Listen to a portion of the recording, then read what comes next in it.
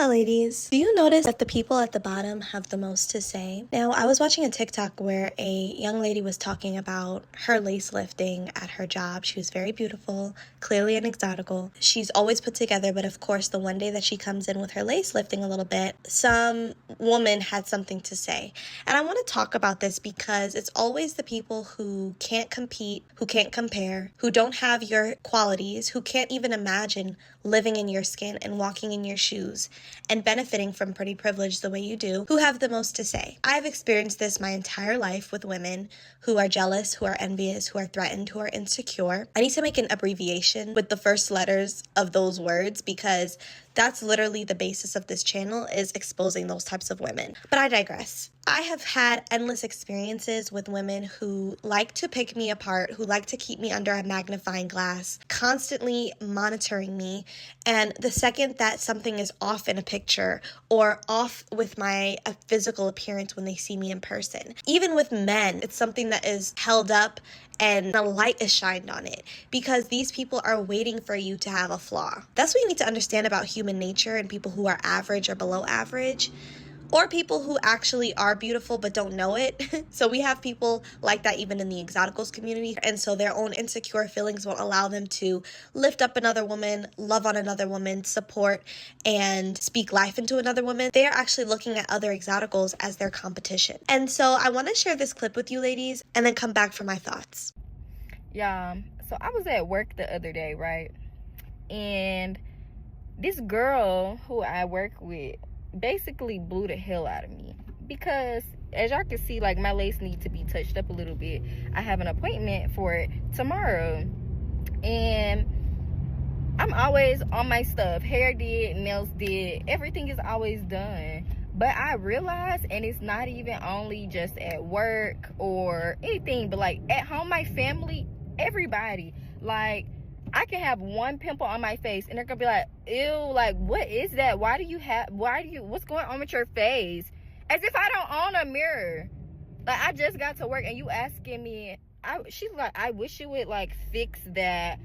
And my response was, girl, your hair been nappy and matted up since you've been working here. I've never saw you comb it ever, but I've never thought to speak on it. I would never ask you why your hair is basically dreaded up and you're white just because you never comb it. Like, I never asked you anything like that, and I would never ask nobody that. But they'll be quick to, oh, why do you have a bump right there? You have 10 bumps, and I never asked you about either one of them. Why would you open your mouth and ask me about a pimple or about a hair being out of place or about anything like that? Really does annoy me because I know I'm very beautiful. And I know most times I'm the prettiest one in the room. So I would never speak about somebody's looks. Hearing her story is just so relatable because I feel like at some point in time we've all been there where we've had a family member, a man we were dating, a hating ass friend, someone at work, someone at school. Someone always will find something to say. And it's always the people who are at the bottom when it comes to looks, when it comes to security in themselves, when it comes to self-esteem, when it comes to anything, right? These people are low, bottom of the barrel people when it comes to their self-image and self-concept, or when it comes to their actual pretty privilege status or their ability to benefit from looking good. It's never the beautiful women that are going to sit there and point out your pimple that you're struggling with because you may be PMSing or it's that time of the month. They're never gonna sit there and actually call out your lace lifting a little bit in the front. They may tell you behind closed doors when there's no one around. They may whisper to you, hey girl, you know, like this part, but they're not gonna do it in a way where it's out in the open. They're trying to humiliate you. The tone is very condescending, like they couldn't wait for there to be a flaw. They couldn't wait for you to come to work one day and have something going on with your skin or your hair to let you know. And you'll know because the tone and the intention behind it is always going to be rude and disrespectful and condescending. And it's designed to make you feel horrible about yourself. So ladies, always know the difference. You know, there's a difference in someone giving you constructive criticism and actually nurturing you and trying to help you in a way that is polite and respectful. And then there's people who are trying to tear you down. And that's really what this is about. It's about people trying to take you down a notch. Because what you don't realize is You may think this woman is just your coworker. Like, I'm sure this girl probably thought that this woman who made those comments about her, she probably thought she wasn't even paying attention to her, you know? You think people at your school and at your workplace aren't even checking for you. You may think you're flying under the radar and only a certain handful of people notice you, which is the people who you interact with on a daily basis. But you would be surprised as to how many miserable ass women are monitoring your every move. You will be very surprised how many people from your workplace or from your school or in your family who act like they don't notice you or see you are on your social media monitoring you, studying your hair, studying your skin, watching to see if your skin is clear or if it's just filters, looking at who comments on your stuff and what they comment about so they can know what to hate on you for.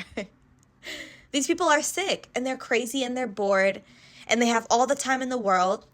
And like the girl in the video said, you know, she called out her lace, but how dare you when your hair looks like it's locking and you're white, ma'am? That's embarrassing.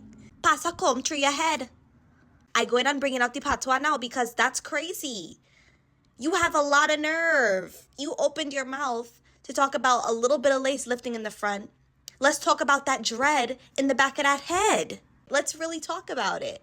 So what I'm trying to tell you guys is you have to be so aware that there are people who you would never expect who are watching you. And they're waiting for a moment for your skin to, you know, maybe you have rosacea or you have a little eczema. Or maybe you have a breakout one day from a bad allergic reaction. Or maybe you're doing a chemical peel. Maybe it's that time of the month and you have a pimple or 2 pimples. And usually your skin is porcelain. Those people are going to capitalize off of that moment where you're down or where it quote unquote seems like you're down and try to make themselves feel better off of you having something going on with your skin or with your hair that day. Because to them, that means that you're closer to their level, which means they can call it out.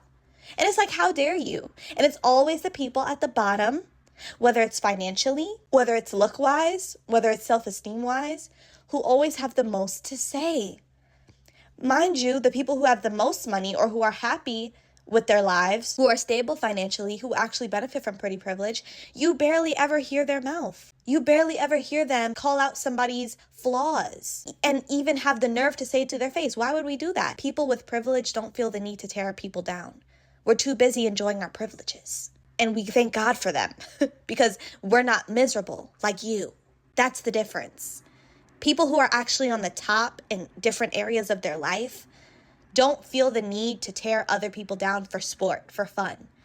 Because the second they see a flaw, now they feel more comfortable with that person because they're not perfect in their eyes. And they're seemingly lower on the totem pole now, which means they're closer to me at the bottom down here. And now I can actually call out their flaws. Before, they were too high up. If I were to try to even do that, I would look too much like a hater or I would be reaching. You get what I'm saying, ladies? And it's so crazy because even with that girl's lace lifting, she's still gorgeous. Clock it. And I hate women who do that. You know what I hate even more? Men who do that.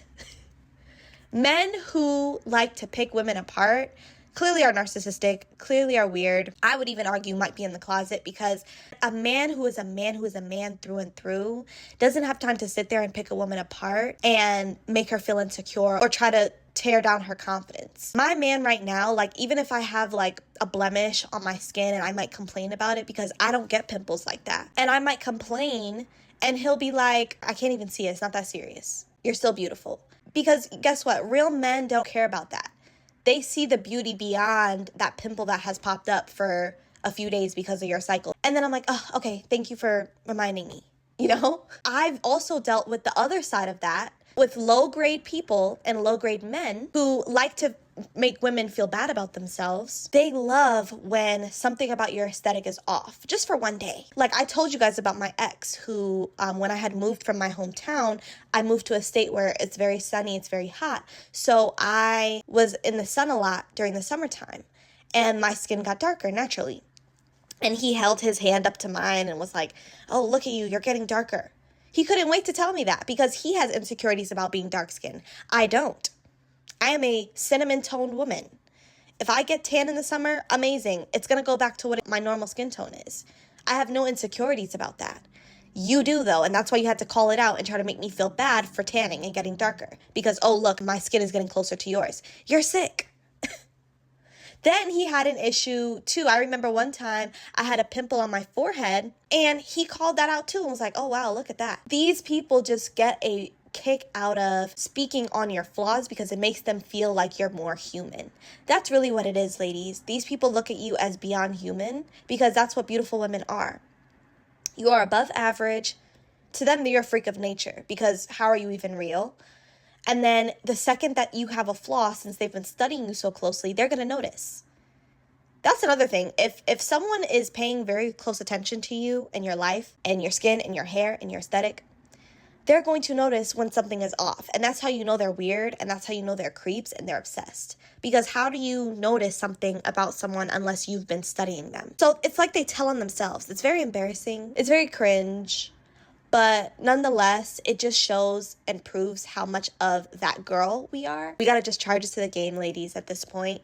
But just be aware that when people do this, it's not you, it's them. And I'm here to remind you that. I'm your sister that's going to always remind you that people are jealous, people are envious, people are insecure, and they're threatened. So ladies, drop down in the comment section. I'd love to hear your thoughts on this. Let me know if you ever experienced this. I'll also be leaving my email in the description box as usual, so you can share your stories with me there as well. Have a lovely day, ladies.